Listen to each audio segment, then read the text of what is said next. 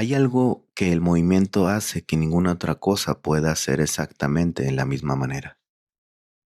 No el ejercicio entendido como rendimiento, no la rutina de entrenamiento diseñada para un objetivo físico específico. El movimiento, en su forma más básica, el cuerpo moviéndose a través del espacio, sin destino obligatorio, sin métrica que cumplir.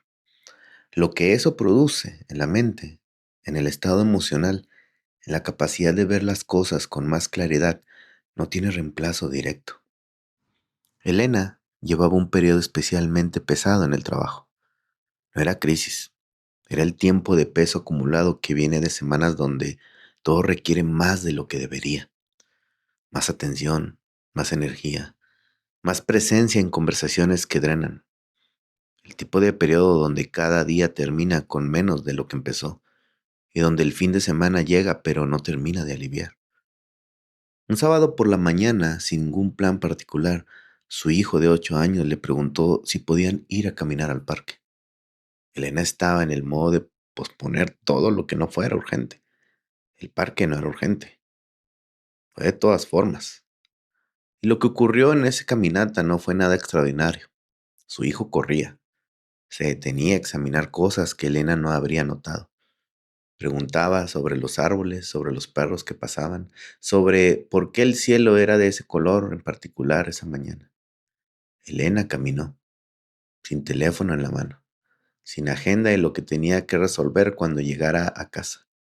Solo el movimiento y la conversación de un niño que no tenía ninguna prisa por nada. 40 minutos después, de regreso a casa, algo había cambiado que no podía atribuir a nada específico. No había resuelto ninguno de los problemas que lo pesaban.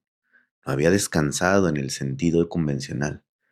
No había hecho nada que en el papel de productividad de la semana contara como avance. Pero la calidad de la manera en que se relacionaba con todo lo que le pesaba había cambiado. No desaparecido, cambiado. Lo que antes se sentía como un bloque sólido se sentía ahora como piezas separables. Cosas que podían mirarse de una en lugar de todas juntas. Elena no hizo de eso una práctica inmediatamente. La semana siguiente volvió al modo de posponer el movimiento hasta que hubiera espacio en la agenda. Pero algo que había quedado registrado, que 40 minutos de caminar con su hijo habían producido algo que días de trabajo intenso en el escritorio no habían podido producir. No productividad, perspectiva. Y la perspectiva que parece un lujo es en realidad una herramienta de trabajo tan importante como cualquier otra, porque sin ella las decisiones se toman desde dentro del bloque, sin poder ver su forma completa. Hay algo que los investigadores del movimiento y la cognición han documentado que aplica directamente a la experiencia de Elena. El movimiento rítmico, caminar especialmente, activa una coordinación entre los hemisferios cerebrales que el estado sedentario no produce. La idea que emergen durante una caminata no son aleatorias, son el resultado de un tipo de procesamiento que el movimiento hace posible y que la inmovilidad frente a una pantalla no puede replicar. No es metáfora, es filosofía. El cuerpo moviéndose activa el cerebro de una manera específica y de esa manera específica tiene un acceso a conexiones que el pensamiento analítico concentrado no pueden alcanzar de la misma forma. Aristóteles enseñaba mientras caminaba, no por costumbre ni por preferencia estética, porque había notado que el pensamiento se clarificaba en movimiento de una manera que no ocurría de la misma forma sentado. Sus estudiantes eran conocidos como los peripatéticos, los que caminaban, precisamente porque esa era la manera en que hacían la filosofía. 2000 años antes de que la neurociencia pudiera explicar por qué, Aristóteles ya había descubierto que el movimiento y el pensamiento no son actividades separadas, son actividades que se potencian mutuamente cuando ocurre al mismo tiempo. Y hay algo en Éxodo 33:14, en el contexto de Moisés en el desierto, que añade una dimensión diferente. Mi presencia irá contigo y te dará descanso. El descanso prometido no llega en el lugar estático, llegó en el movimiento, en el caminar a través del desierto, en la presencia que acompañaba el proceso de viaje, no solo el destino.